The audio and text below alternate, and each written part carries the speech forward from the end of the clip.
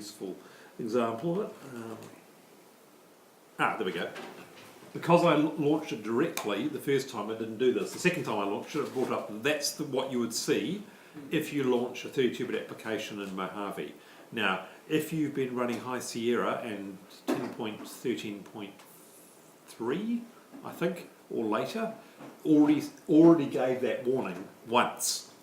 In Mojave, it'll give it that warning to you again if you haven't launched the application in the last 30 days, or even if you do it. Basically, it notes the date and time it's warned you, and then 30 days later, from that point, if you launch the application again, it will warn you again. So you'll get monthly warnings repeatedly about the same application if you keep using a 32-bit application throughout Mojave, if you're running Mojave. So if it's something you're using frequently, it will become more and more irritating because you'll have to keep dismissing this alert every month. But they're doing it because the next version of macOS, you cannot run 32-bit applications at all. There's no possibility of doing that except by using a virtual machine and an older operating system. So that, apart from that bringing up that warning, which then dumps it in the background, it runs all right. So obviously that's a very, very simple test. I don't use Word enough to go through and do an extensive test. I haven't got any complicated documents to play with or anything like that, but at first glance it appears to function. So, and it's as you're hopefully aware already, Office 2011 is already a year past the point where Microsoft has supported it. They didn't support it last year when High Sierra came out. That was already the final update for it was potentially going to be the week after High Sierra was launched, and so they didn't actually release the software update for that month, but the one before that was the final security update. But there will not be any more software updates for Word or Office 2011. And it definitely won't work anymore in the next year's operating system. Microsoft have now released Office 2019, which is the latest update of Office 2016. Basically every 3 years or so they're going to come up with a new major version which adds a bunch of features and then freezes it again. So if you want to buy it as a standalone product, you don't have to pay for it in perpetuity, then you can buy it at a particular point in time, and then that gives you several years of support. But if you want to then get a later version, you have to buy it again. So every second version probably you'll find you have to buy again if you want to keep secure versions of it. Something like that. Okay, well that's a good sign. So Word appeared to work. Excel, yep, looks like it runs. Again, I've done very little with Excel, but I can at least do the bare minimum. Let's create a calculation. Yep, that works. So, just as a random test. I don't feel like doing anything more complicated than that, so that they appear to be functioning anyway, that's the main point. Now, that's one of the other new things you're going to encounter when you first run Mojave, and they'll tend to pop up quite frequently. I had one of my third-party applications which gave me this warning for every single application that was running on my computer. This utility wanted to control every other application that I launched until I updated it and it no longer complained about it anymore. This is a new security feature which Apple's added, which limits the things that applications can do to other applications. You have to actually approve the ability of Excel interacting in any way with Microsoft's own auto update application before it will allow it to do that. So as I know, there are not going to be any more updates. I don't particularly care, but I'll just say okay. What are you approving, David? I can't read it from here. Just the Excel wanted to control Microsoft Auto Update. Basically, Excel was trying to launch the Auto Update application, and because I hadn't granted it permission yet, the operating system asked me if I wanted to allow that. Okay, let's just have a quick glance through some of the new features that are in Mojave, which I'm going to have to do from memory because I don't have a list handy. One of them is the general appearance of the operating system. I'm currently in light mode, which is the standard appearance we're used to on the older operating systems. Here's what dark mode looks like. So what this does is it changes the general colour scheme of the operating system so that the backgrounds are mostly black. The content doesn't change colour, but the window outlines, Chrome sort of areas, and the menu bars and things all change to black. You'll notice down here this website hasn't changed colour, but Safari's controls have. That's because most websites specify what colour they are, therefore they stay being white with black text on them, whatever dark colour they're using. And this will apply to pretty much any website that I load. So all the websites that I've currently got loaded are the same colour scheme. What the effect we're getting in it is generally that the user interface elements are theoretically pushed into the background by being darker colours, and the content is pushed as brighter colours, therefore is more in the foreground. So some people like that sort of combination of colours, but it doesn't sort of swap the colours over the entire user interface. It's really just the control segments of the user interface. I was playing with it briefly, but I couldn't really be bothered, so I just went back to light mode again. So that was one of the obvious differences. The 32-bit warnings is another one. Why don't I bring up the apple.com. I've noticed that as a general colour scheme difference, these sorts of things like these pop-down menus or controls of various sorts, they tend to be greyer than they were before. I've noticed that the colour's a little bit different. It's quite noticeably grey compared to the white content. I'm not sure what's going on there yet, but I think that's just a colour scheme that they've changed. Yeah, that's what I want. Okay, so that just reminds me of the new features, so I can just look at them quickly. So one of the it's a bit hard to see because of my desktop background being so messy, but one of the new features is the new desktop background pictures. There is a new one called Dynamic Desktop, and what that does is, hasn't done it yet, why not? Yeah, there we are.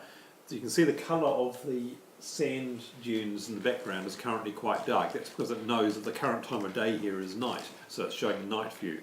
This one changes throughout the day. It's got a series of 16 different coloured images, so your desktop background changes colour depending on how light it is outside, effectively. And I was very amused the first time I ran this one because it had a bug in it in one of the earlier betas. It was using the time in California, not the local time, so I was getting it was going dark before it was really going dark for me. I think they fixed that now. There's also a plain version of that which is simply a colour gradient, so that shows more of a sort of a night tinted colour versus a day tinted colour, which is far less offensive. I'm going to go back to the one I was using, hopefully, if it's still there. If not, I'm going to be a little bit annoyed. It was one of those ones. Oh, no, they got rid of it, rotten swines. Alright, I'll just pick a different one. Yeah, that'll do. I was using that one for a while, actually, that'll do, yeah. Okay, I had a nice one I liked from Yosemite. I might have to go and dig it out of the old operating system again. They've taken it away. Okay, so that was one of the features they mentioned. So, dark mode we talked about, I've shown you briefly. Finder, of course, all the new Finder stuff. So, desktop. So, how do you make the stacks feature turn on? Stacks keeps your desktop free of clutter by automatically organising your files into related groups. So yes, how? That's what I want to know. So if I want to turn on stacks on my desktop, I'm assuming it's in Finder's preferences. General? No? How do I do this? It's in the control panel, David. It's in the system press. So I think it might be in the desktop or general. I think that's when I turned it on. Yeah, I haven't found it yet, so... Back you had it. Hmm? It was on the screen yet before. That was in Finder's preferences. Yeah. Back Finder, preferences. I didn't see that one. Keep files on doc, that's not it. It's not sidebar, it's not text, so it's not even obvious. It's in system press, I think. As it also could be in there. Use stacks. There you go. It's in the context menu for the desktop at least. So that's right. There we go. So it's got an organised. Not sure what its logic was for the particular folders, but each of these have now been turned into a stack. So all documents are now an expandable stack of related files. All the spreadsheets are a stack of them, so it's basically, if I click on it, it opens it up and shows me the contents of it. All the PDF documents, all my screenshots, hopefully, because I had lots of them. Yeah, there's quite a few screenshots that I haven't sorted out yet, so that's quite a handy organisational aid if you're just trying to work out what the hell's on your desktop. And I can turn it off again, and it restores everything back to where it was before. So is there an easier way of doing that? Is it hiding under View? Yeah, there it is. So it's under the Find a View menu. That's the easy way to get to it. I was just using the more obvious, for me, shortcut. So if you have a desktop like I do, it could be quite a helpful aid just to try and help you organise it, because you can work out what the hell everything is. So I want to do a sort of one-off clean-up of it again. You'll notice that I have a desktop clutter folder sitting in the corner, which is several years old and contains 5 other desktop clutter folders, which is just stuff I hadn't worked out where to put. And that's all ancient. That's the old stuff. Okay, come back. Where's it gone? I was taking my computer to a meeting and it was going to be used by other people. The thought of my desktop coming up on the screen for everyone to see didn't appeal. Oh, that's the so I moved it all off. The obvious thing to do in that case, if possible, is to set up a new user account which has nothing on its desktop. So you leave your account alone, give them a fresh one to play with, because then they can't break anything. They were not a lot like yours. I moved them into a folder. Okay, Finder views I have had a brief look at. So here is an example of a Finder window that I happen to have open at the moment. You're hopefully already familiar with the view options along the top. We've got icon view, we've got list view, we've got column view, are the 3 ones that have been retained from older systems. What they've done is they've replaced the 4th one, which was previously a cover flow view, with what they're now calling gallery view. Not particularly helpful in the case of applications folders, but the idea is it gives you a big, large scale preview window there, sort of in the main body of the window, a string of icons along the bottom to show you what else is in your folder, and a information panel down the side. So if I go somewhere like in my home folder, go into the pictures folder, and then go into that view, we're going to get, oh there we go, there's a photo of my desk at a point when it was an awful lot cleaner with a Mac Mini and Snow Leopard on it. And I can come down here, that's a photo I was creating of myself as an avatar. It was actually a very low resolution one. A car that was dumping rubbish illegally in the car park across the road from work. Yes, so it's quite handy just for... Did you do anything with the photo? Oh no, we tried. Our cat's, I don't know why I've got that particular photo sitting there as a file, but our cat's sitting on top of a little footstool on top of a chair. She was quite comfortable there, and that's another neighbour's cat I had a photo of. What's that one? Oh yes. When the original iPad came out, a whole group of my friends and I all bought the original iPad on launch day, and one of our friends, Willie, didn't have one, so he was just holding the box. Yes, I thought that was quite cute. So that sort of shows you what the folder the view looks like. I've gone and lost the folder now. Did you have to have your name down to get one? No, I don't think so. I think we all ordered one, and that was the next day we'd all got together after we'd all bought them from wherever we bought them from. So it was only like within a week or so. I didn't bother lining up anywhere or anything like that. I did actually do that once just for the hell of it, just to see how silly it was, and I agree it was silly, so I didn't do it again. Looking for pictures, documents. Yes, go. There we go. That's gone back there again. Now the other thing that they've added is on the right hand side there's more information available on this preview panel. So it's actually got dimensions and resolution of this photo which it pulled out of the metadata inside the photo. So that's not just stuff which is available from the file system. It's actually opened the photo, looked inside it, pulled out the JPEG information and the EXIF for those who know what we're talking about, and have pulled some information out of there. There's some more of it if I click on show more. So you can browse through a folder full of photos, and I think I've got some on my Dropbox actually that would do as an example. Some later ones that would show where it was taken. Yeah. And things. If I go into my Dropbox folder, I have a folder. Yeah, there we go. Here is a folder full of photos taken by somebody else's camera. If I go into the correct view so we can see them, I have to rotate that one. Oh, there's This one needs to be rotated. It's also got some quick shortcut actions down here. If I click that, it will rotate the photo left. If I option click it, it will rotate it right. So that's now the right way around. So I didn't even need to run photos. I can just do that straight away on the file and Finder.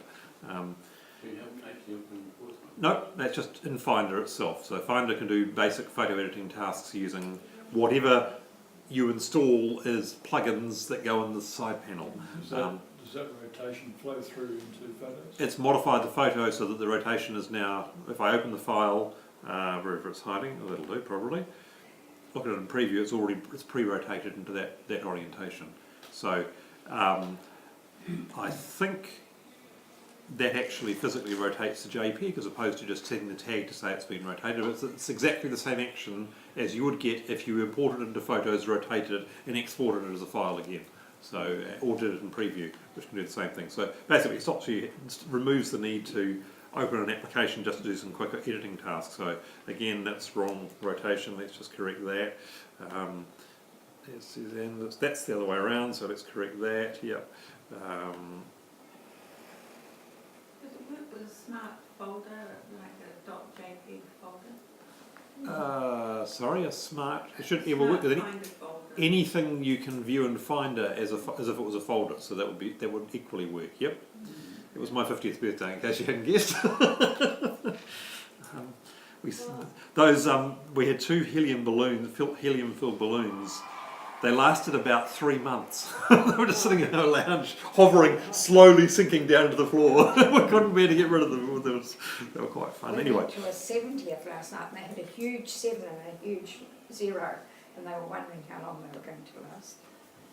Oh, okay, it's got a create PDF. This is what's just built in here. Customize. You can.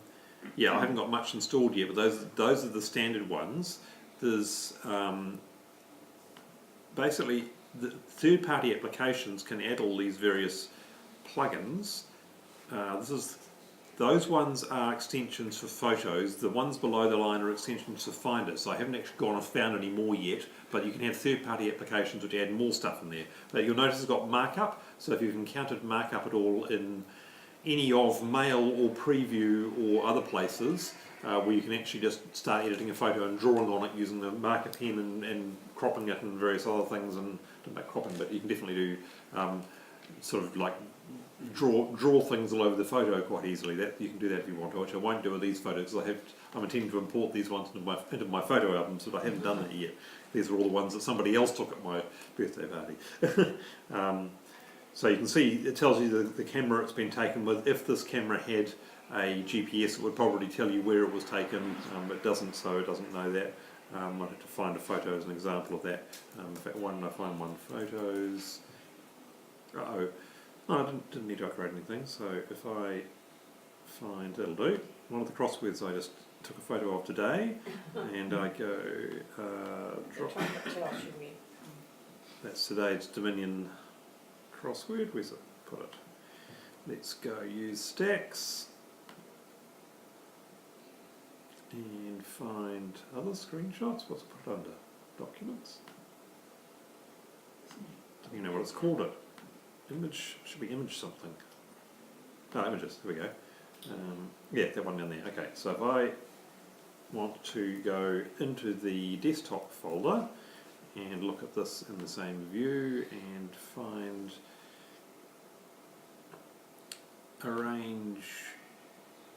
group by kind, should make it easy to find them probably.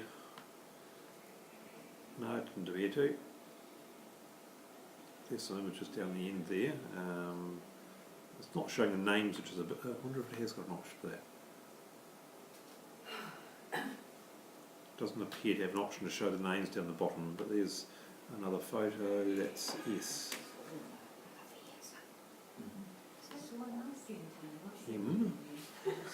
There it is. Right. So that one is showing.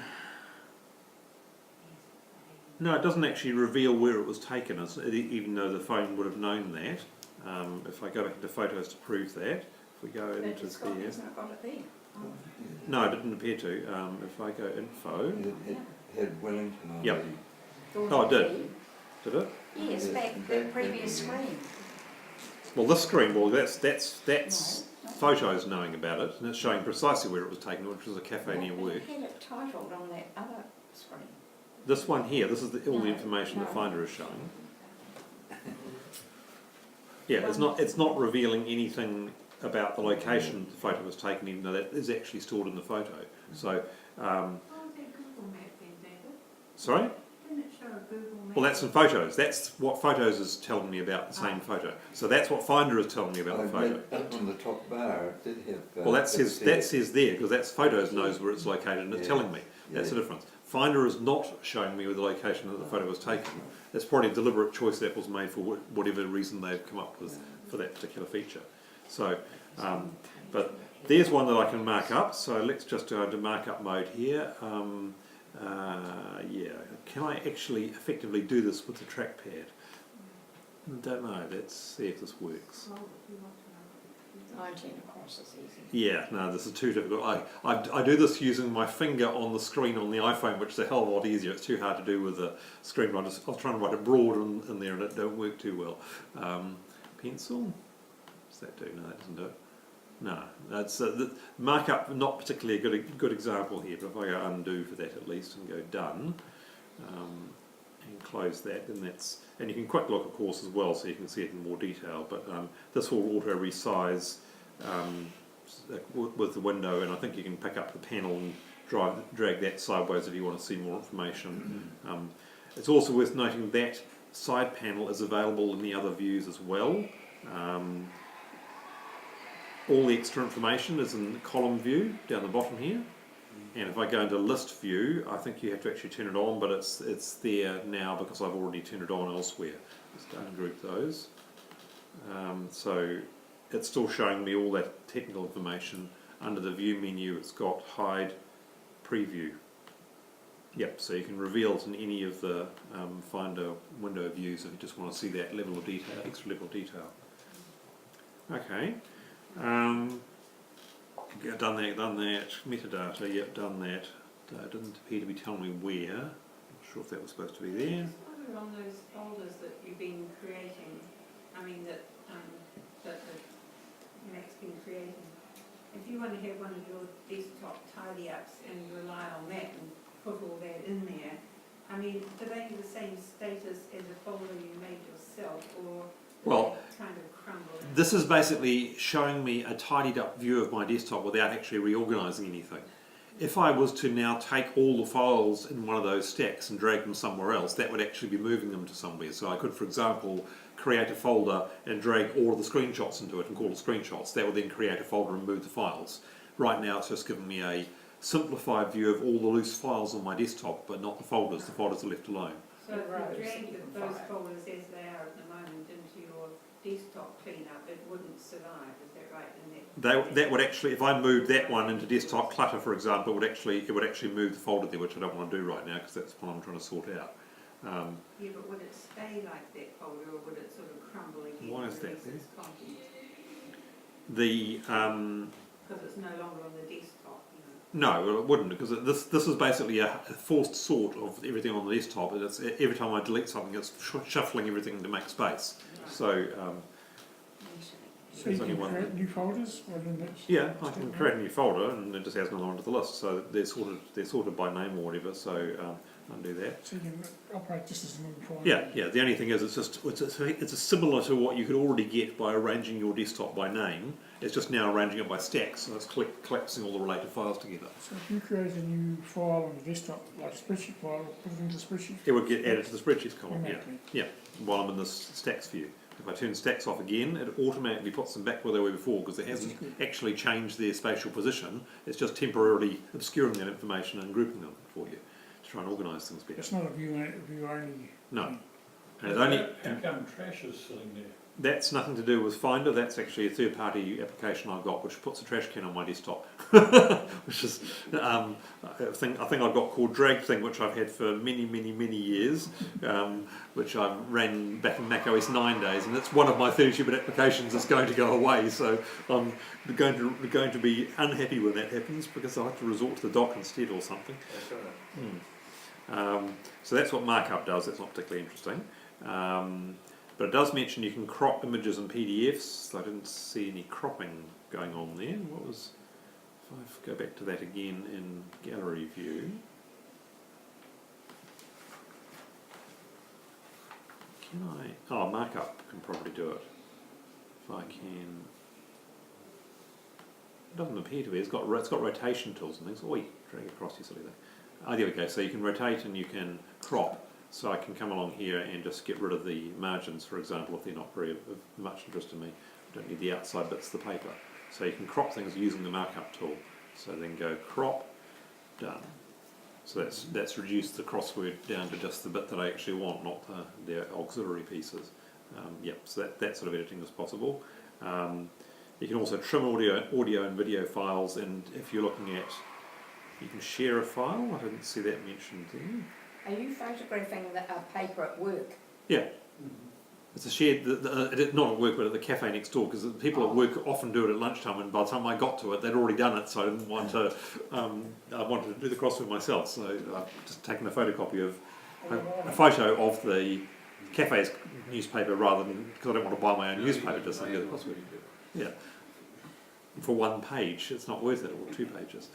Not worth it for the whole lot. No, well, we don't. I gave up on reading the newspaper in the weekends, and Suzanne went and bought one, and I discovered why I don't like buying a newspaper in the weekends, because I spent most of the day doing the entire puzzle page.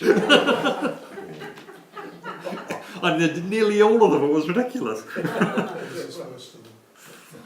So yes, I'm trying to avoid that. Oh, there were there are 6, 9 Sudokus. There's 3 things starting with K that I can't remember the name of, which I quite enjoy doing. There's all the crosswords. So yeah. Okay. Screenshots. Help your brain. Oh, definitely, yes. Okay, so the screenshots feature. Hopefully this will work. I have the third-party program. Yep, there it is. They have a new keyboard shortcut, Command-Shift-5, which brings up this little panel, which gives you screenshot controls. And if you use this feature often enough, what they've done is you may be aware that there was a grab utility before which lets you do screenshots. This has basically replaced grab with a new thing called screenshot, so it's more obvious what it does. And if you use it often enough, you can just put the screenshot application in your dock and just easily call it up from the dock, rather than remember the keyboard shortcut for it. But it's got tools for capture entire screen, capture selected window, capture selected portions. Those are the previous Command-Shift-3, Command-Shift-4, Command-Shift-4, then press the spacebar, or vice versa. Or record entire screen, record selected portion. That's recording a video, so you can actually mark a rectangle on your screen and it will record a video of whatever happens to appear in that until you tell it to stop. You have a direct access to options for where to save it, a delay timer, floating, whether or not to show the floating thumbnail, remembering the last selection, showing the mouse pointer, those sorts of things in the screenshots. There may also be more options hiding in there somewhere. I thought and then there's also, what's that, capture? Oh yeah. And the other feature is that once you've done a screenshot, it pops up temporarily pops into a little window in the bottom right hand corner, like it does on the iPhone and iPad now, and you can from there hop straight into it, do immediate markup editing on it before you save the picture somewhere, and then if you decide you don't like it, you can just get rid of it, or you can trash it, or you can share it without actually bothering to keep it. You can add notes to whatever you might need to do with markup, and so it's much easier just to fiddle around with the screenshots rather than saving and then coming back to it later and wondering what on earth you took that screenshot for. You can actually make notes on it straight away at that point, which is possibly helpful. So I see David saying, what the hell does this mean? text, there it is. If I create a text box, I can say, wondering why this screen came up.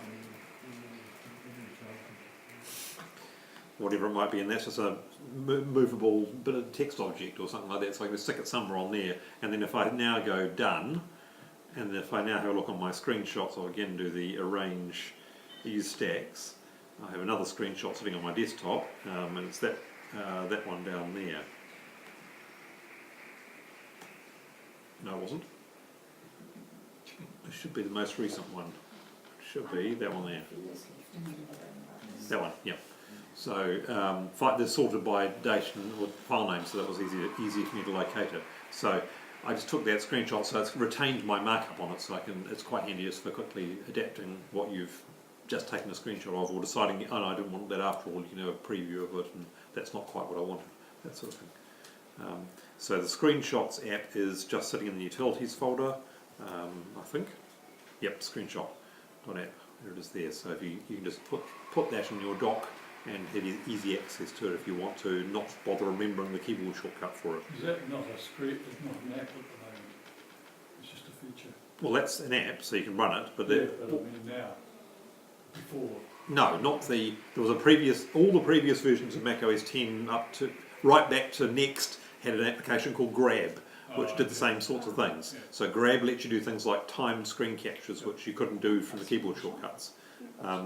But there were built-in keyboard shortcuts to do the most common ones for the full screen window or thing. So this is that's what the Grab application does. So if I can choose which mode I want. Capture entire screen, capture selected window, and I go click, and it does it. And then again I can just come down here and decide, no, I don't actually want that one, in this case I'll just trash it. So I don't keep that one. So, and if you want, I'll demonstrate putting that in my dock. I'll just drag screenshot.app down into my dock somewhere convenient. Hello. Put it in the dock. Won't let me. No. Maybe that doesn't work. It won't. Oh, there we go. I think you're on the document line. I had to be in the right spot. I was trying to put it down here somewhere, but it wouldn't let me. Oh, that's why. Yes, you're right. There is a subtle change in the dock which I need to explain. It's up to that point I can put it. Because there were icons to the right of it that looked like applications, that was confusing me. There's I'll make my dock bigger so you can see it. If I can work out how to do that again. Haven't enlarged my dock for so long. We can see it. You can Yeah, see the there we go. line. I'm trying to make the dock bigger so you can see it. So there is a dividing line right there. So more or less the behaviour is the same as before. What's changed is that it now has this new chunk in here of recently used applications. So anything you've launched recently which is not already staying in your dock will now appear on the right hand side of your dock after that dividing line, and it will keep, if you quit them, they'll actually stay there for a bit. At least it will keep 3 of them or something like that. Come back dock. If I won't quit switcher car, so I quit Mac Soup. Yeah, so Mac Soup stayed there even though it's not set to stay in my dock, because the dock is retaining the last 3 applications automatically. So if you run an application and quit it, it will still be there for a while longer unless you run enough other things to push it out of the way. So that makes it a bit easier just to say, actually I want to keep that in my dock. I go Options, Keep in Dock, and that will shift it to the other side of the line, because everything to the left of the line is now permanent stuff, not temporary stuff. So that all the temporary stuff is now on the right hand side of the line, not the left hand side of the line. Okay? Does it still have a launch? Launchpad? Yeah, probably. Oh, It's a monstrosity when you've got too many applications like I have, so I have to hardly ever use it. Can you turn off that feature, David? I think I find it irritating. But Well, you can take Launchpad out of your dock so you don't accidentally click the icon on the dock to get to it. You probably can't get rid of the... I just like finding it where I'm used to finding it, not suddenly finding it on the right-hand side if I happen to... Oh, sorry, you mean the dock behaviour. Yeah. Let's I check. find that irritating. Well, anything you've actually put on your dock will stay where you put it. It's only stuff that you're launching which isn't normally on your dock, which will appear temporarily and then disappear in previous operating systems, will now appear on the right-hand side of the line rather than the left-hand side of the line. That's the only difference. But you said it was the last 3 apps that you... And it will remember the last 3 apps that you launched, which are not already permanently on your dock. So if you've, like I've got numbers, pages, photos, those things like numbers, for example, are still running. It's where I left it. So in effect, it means you fully control everything to the left of the line. You decide what goes there and which order it's in. Everything to the right of the line, the system is managing for you automatically. And it's adding items to it as you launch new applications, removing them as they quit, or except the last 3 it keeps. Yeah, I get it. Thank you. Okay? And you can still remove them and all that sort of stuff. So the left-hand half of it is still under your control. There is a setting in here somewhere. Where's dock on there? Dock. For whether or not to show recent applications in the dock. So you can turn that particular feature off so it will still have the running applications but not the ones that you've quit, the last 3 staying there. So that's just in one new option. So if you've got an application on the dock, normally, Yeah, and you quit it, it will still be there. So like if I go you don't into, get 2 copies out there, will you? no, so if I run Pages, for example, Pages gets a dot underneath it to indicate it's running, and if I now quit Pages, then it loses the dot. That's exactly the same as before. It doesn't appear down there, no. So, yeah, it's just a subtle change to how things have worked. But if you drag it and put it there, so that's. Yes, I can drag it over to the left-hand side, I can say keep in dock, and that will move it there and retain it, and you can rearrange the order as before, all that sort of stuff. What else did they mention in here, which was, I've lost it. I'll go back to there again. So that's screenshots. What was that one? Oh yeah, I haven't tried this feature yet. Continuity photo. Find numbers. Insert. I need to go, yeah, okay. Create a blank document for starters, and I want to go insert. Take a photo from my iPhone. Okay. I'll just use the camera app on my phone and arbitrarily take a photo of the wall. No, timed out. Okay, let's try that again. That took too long. The theory is you're wanting to do this reasonably quickly, so let's go. I'll just do that, go chunk. It should have Bluetooth sent it to my computer. Okay, demo not working. So what's supposed to happen is it's supposed to be able to take it under control of the computer, interact with the camera app on your phone, take a photo and import it straight away into your document that you're working on. If you're running a new enough application that supports this feature. So the current versions of Pages, Numbers and Keynote support that, for example. It's the first time I've tried it, so it's obviously not working yet. Is it iOS dependent as well? Yes, you have to be running iOS 12 on your device. It's one of the continuity features. If I go to a web page, maybe all the continuity features are not working at the moment. Sometimes they get messed up when they've upgraded. Or would it work better in Keynote or... No, it's the commands were there, it just didn't quite behave correctly, so I need to investigate that one. So that's a new feature.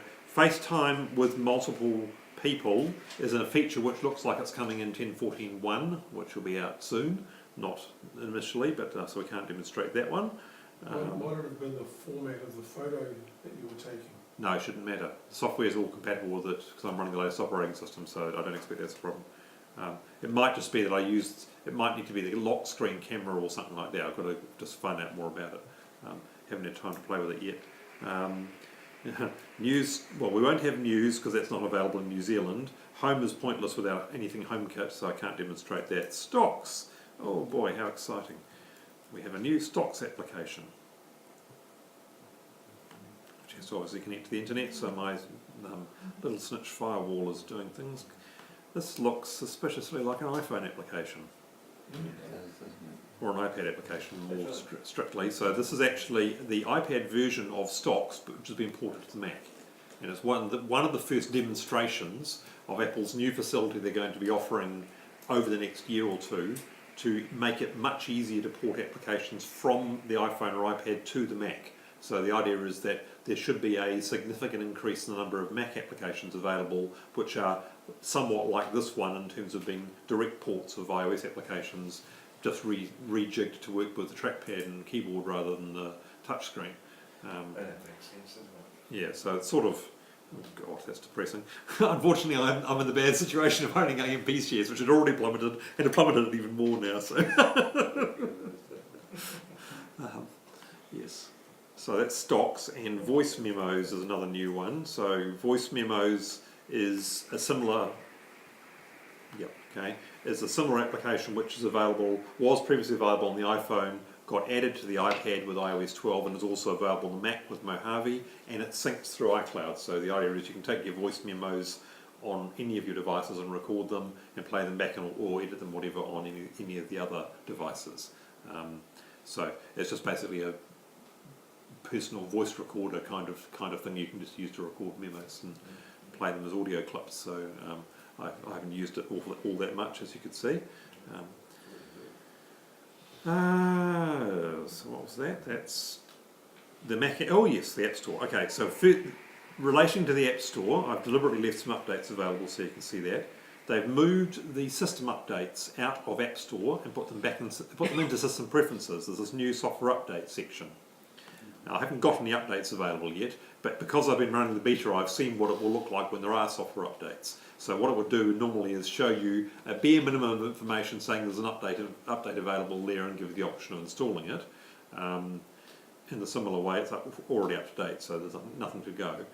If I click on, does it automatically keep my Mac up to date, which is a new feature, which will automatically download and install software updates for you without just telling you that it's going to do it rather than waiting for you to give it permission. So it depends on how much you trust Apple software updates. I don't think that includes going to new major versions. Hopefully it should just be minor updates and security updates and that sort of thing. And under advanced are all the settings that were previously in System Preferences App Store for how automatically you want things to happen. So I've got check for updates. I've told it I don't want to download new updates because I might be using the wrong internet connection. I don't want to download a 2 GB update on my smartphone. I don't want updates installed automatically, and I do want the system data files and security updates, which is an important one. So I've just got the top one factor of that. Yeah, the top one is still required for the bottom one. So I normally have the top and the bottom one turned on, and on some computers I turn on that one as well, but I almost never turn on those two because I don't want things installing automatically if I'm in the middle of doing something and requiring me to restart my computer. Having experienced the horror that is Windows 10 with its automatically enforced restarts for installing major software updates, I really don't want to do that on my Mac, thank you very much. So For Apple updates, not for... that's just for the operating system updates. So basically, this is where you would go to find security updates, Safari updates, minor versions of the operating system, that sort of stuff. So it's all low-level system sort of stuff. iTunes might appear in there still. I won't know until there is an update, but I expect it would. I also don't know what it shows you if there's more than one update, or because I've only ever seen one update at a time in there, so I can't tell you that yet. The App Store is substantially different. Again, it looks like an iOS or an iPad kind of thing. They now have this new section down the side which has major categories of things. So you've got Discover, which is sort of for browsing through it, Create, which is a subset of applications designed for creative tasks, Work is for business tasks, Play is for various sorts of games, development tools, so those are all standard ones, and the major categories are listed there so you can go and look, review them by category. And if you want to see your updates, this looks just like the iPad version of the App Store. So if I want to update one of those, I can just come along here and go click Update. It does the spinning, looks exactly the same as it does on the iPad. It sits there and spins and does the install. It's kind of an eerie feeling, sort of seeing that user interface on the Mac. I deliberately left those there so we could see what it looked like. I just haven't installed them yet. And then it's done. So now, and then it does exactly the same as the iPad version. It does updated recently with a divided line beneath it. So it looks fine. If you want to see your previous purchases, you can click on your name in the bottom left-hand corner, which goes into your App Store account and shows you all the things you've previously downloaded, whether or not they're on your computer. So I can, for example, go in here and open any of my previous App Store purchases. Or if I haven't got something installed, it's got a cloud icon and I can download that particular one, whatever it might be. One thing I have noticed, which was a bit of a worry, this list of applications has filtered out all of my previous macOS 10 purchases. I can no longer download Lion, Mountain Lion, Mavericks, Yosemite or El Capitan from App Store if I'm running Mojave, three of which this computer can run. So for some reason Apple's decided that you aren't allowed to download older operating systems anymore if your operating system is new enough. I have checked it already and you can still download them if you're running an older operating system. So if you need to keep a copy of one of your older macOS 10 installers, make sure you download it before you upgrade to Mojave. and you can only download them on a computer that can run them. So if you've got a really old version like Lion and you've got a 2011, 12 on your computer, you can't download it because there's no way that computer could have run it anyway. You'd have had to have got that on an older computer. But I mean, this, if I go into the Discover thing, apps that look great in dark mode, well, let's see what that suggests. It's suggesting a few things. I haven't got Pixelmator Pro, that's the higher end version. It's got a whole bunch of things, some of which I've got and some of which I haven't. This is a rather random collection. Let's go down and get back to the top one. Apps and games we love right now. So this is actually a curated list that Apple's picking recommendations from. It's not. They of course got top lists, top paid, top free. Interestingly, where's Mojave? It doesn't even show up. Search. I suspect. Oh, yeah, there it is. You can get to it. It wasn't in an obvious place. So that's the App Store page for Mojave itself, which I'm already running. So obviously there's no point downloading it. But if I was still running Mojave and the next version comes out, that suggests I can find its installer from App Store still. But that may change by the time next version comes out. Okay. Let me see. Anything else mentioned in here? So the Mac App Store.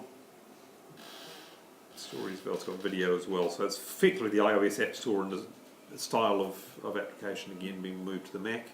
Does it highlight all new stuff that's come up to replace 32-bit apps? Does it help you? App Store won't help you with that. One thing that will, though, if you go into About This Mac System Report, which I was running earlier, they've added a new section. Yeah, you can see which ones you want, but I just wondered whether they're helping you there by saying, well, here's all the latest. Not that I'm aware of. Handy ones that you might have been using. No, they don't. Certainly, there's nothing which is automatically doing it. This is actually gives you a detailed list of. There aren't all that many, in fact, and it's incomplete, I think. Interesting. It hasn't found them all. There's a new section titled Legacy Software in the system report, and it's showing from Apple Pages, that's the iWorko 9 version, and Numbers, but not Keynote. Now, interestingly, I haven't run Keynote. I'm just wondering, is it only showing you the ones you've launched, not the ones that you've got on your computer? So let's find applications iWork and run Keynote. So, old Keynote running. I'll just put that again. Come back in here. Refresh the view. Yep, right, okay, so it tells you the ones you've run which are 32-bit, not the ones that you've got installed which are 32-bit. That's useful to know. So if you've actually used the application, this will accumulate a list of all the applications you've got which are 32-bit and therefore you need to be planning to replace. So there is a single place you can go to look at the ones you're actually using. If you go and look in the applications list, I have to wait for this one to populate because this is actually searching the whole computer for all my applications. This is going to be a big list. There is you'll notice across here there's a 64-bit Intel column. Once this has populated the list, they will all say no or yes. So all the ones in that list which say no are the ones that I've got on my computer that I haven't run yet. So that whole list is the ones I have to either get rid of or find a replacement for or just simply don't care about anymore, so it doesn't matter. So, yeah. Or upgrade, here we go, it's got it. So I can sort by that column and it puts all the no's at the top. So I have quite a few. Now, quite a few of those will be pieces of Microsoft Office 2008 and 11 because all the individual applications that make up the suite are all listed. So it's not necessarily as bad as it looks. And I've got multiple copies of some things. For some reason I've got 2 Wake On Lands in different places, for example. I've got old applications lurking in obscure places. And I know I've already bought Toast version 17, so it doesn't matter that I've got a 16-bit, 32-bit version of Toast 16 and that sort of thing. How did you get the 2 different views, David? Sorry. Which one, sorry? You've been a bad time seeing things tonight. How did you get to these 2 different views? That's the whole lot. That's under this in the views. That's one I'm used to seeing. software applications, and the other one is called Legacy Software, which is a new one and they've added in Mojave. So the legacy software one, if I just make that normal size again, for each of these applications it tells you when you last used it. So it's also helpful so you can keep an eye on, in fact you can sort by that. So because everything was today, it's all the same, but this could be useful if you're trying to narrow down the ones you're using more frequently. The ones at the top of the list, if they're sorted that way, will be more important. And for each of these applications it gives you all sorts of technical guff down the bottom. Who it was signed by, when it was last used, where it is on your computer, various identification markers that the software uses, all the various components that it uses as well. Gosh, there's lots of technical guff down there, so that might be useful to me, but probably not to most people. Yeah, so I've got a few things in that list which, I'm not sure what NetServer is. Paragon is a third-party thing I've got, but yeah, Drag thing is one that I know I'm going to have to replace. MacSoup is one I know is not going to work anymore and there's no replacement for it. Microsoft Office I'm definitely getting rid of or pushing away into a virtual machine, and those ones I know are going away, so they're just there for reference sake at the moment. So, but over time, as I use it more, that list will build up and I'll get an idea of, oh, bother, that's one I have to deal with. So the idea is that the first time you run something, you'll get the 32-bit alert pop up on the screen with the one that said this application hasn't been optimized, but that will also add the application to this list, so then you can refer to it later on. Okay. So Mojave is the last one that you got. Yes, if you get the version after Mojave, which will be version 10.15, assuming numbers pattern holds, will not run 32-bit applications, full stop. So my usual solution for these sorts of things is to use virtualization software. I happen to have every version from 10.5 to 10.14 at the moment installed as virtual machines, plus some versions of Windows. I'm intending to cull that list down somewhat because it's taking up an awful lot of disk space. So at the moment I can run any older version, and just in case there's a particular older version I need for a particular application. But I'm expecting to reduce that list down to probably High Sierra, Sierra, El Capitan, dump Yosemite, dump Mavericks, keep Mountain Lion because there's a couple of things I got that need Mountain Lion, and dump Lion. I'll definitely keep Snow Leopard though because I've still got AppleWorks and a few things like that floating around. Don't really need Leopard, that's just there because I had a copy of it. However, one of the applications I was intending to do that with was Pages, and I have discovered unfortunately there is a problem with my cunning plan. The old version of all the iWork applications, that's Pages, Numbers and Keynote at 09, depend on a graphics feature that's implemented on the Mac where it uses the 3D graphics hardware to draw the user interface. The entire user interface of the application, the body of the windows, is drawn in 3D whether or not you're using any 3D features. There is no virtual machine software that can run on the Mac which supports 3D graphics on a client macOS version, which means that all of Pages, Numbers and Keynote running in the virtual machine have no content in their windows. So you can't read anything. So I'll demonstrate that in a moment once this is finished loading. I think this is the one I've got Pages in. So effectively means that I cannot run the old version of Pages, Numbers and Keynote at all on this computer after I've upgraded it to Mojave, unless I reboot the computer from a different operating system, an older operating system. So that's extremely inconvenient and I'm not going to do that. What I will do, however, is as I have other Macs, is at least one of those other Macs will continue to run macOS 10.13. Go into the Applications folder and go into the... No, it wasn't that one. I have to remember where I put them now. It wasn't in El Capitan. It might be in Sierra, because I think I was experimenting with that one, or it might be in Mountain Lion. I was experimenting with that one. Okay, while they boot, I'll just continue to explain that. So, yes, I'll have a spare Mac, which I'll have that some old software installed that there is no other way for me to run on the rare occasions where I still need to do that. So, for example, I have quite a few old documents just still in AppleWorks format, and Pages 09 and Numbers 09 can convert those to their document formats. Later versions can't do that, they drop support for AppleWorks. So, if I want to convert old AppleWorks documents, I still need to run the old versions of Pages and Numbers, assuming I want to stick with those applications. LibreOffice can also convert AppleWorks documents, so LibreOffice is another option if you don't want to go with Apple's Pages, Numbers and Keynote. But that's the main technical problem I've really got as far as compatibility goes. Let's see what this is up to. Just find which one. Yeah, I don't care. Has that got iWork? No, it doesn't, so we'll shut that one down. One nice thing about having a nice powerful computer is I can run lots of operating systems at the same time.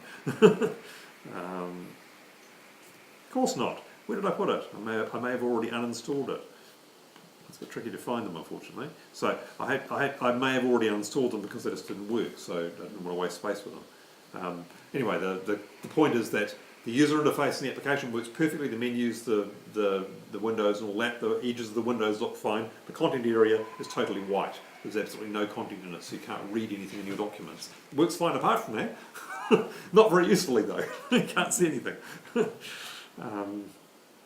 So, having a spare computer at home, my plan is to have a copy of those applications on that computer, and I'll be able to remotely access that computer if I ever happen to need to run Pages, Numbers or Keynote 09 while I'm not at home.